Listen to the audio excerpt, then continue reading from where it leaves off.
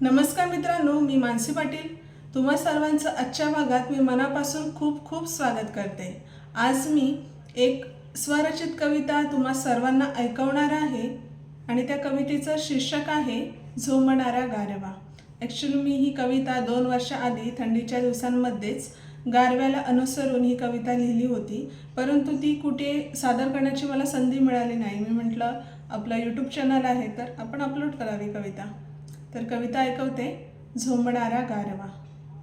झोंबणारा गारवा हा स्पर्श करून जातो, झोंबणारा गारवा हा स्पर्श करून जातो, वेड्या शब्दांना माझ्या काव्य रूप देतो, वेड्या शब्दांना माझ्या काव्य रूप देतो, झोंबणारा गारवा हा स्पर्श करून जातो। कधी मनात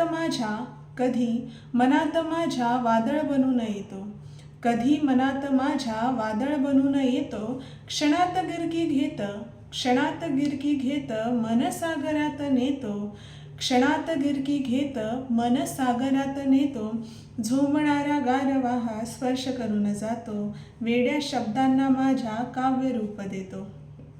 पुढे ऐका।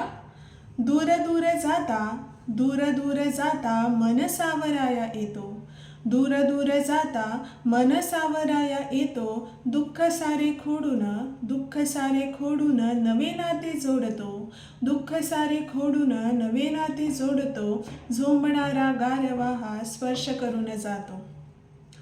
धुक्यातून थेंबाच्या जणू रूपात येतो, धुक्यातून थेंबाच्या जणू रूपात येतो, पाय वाट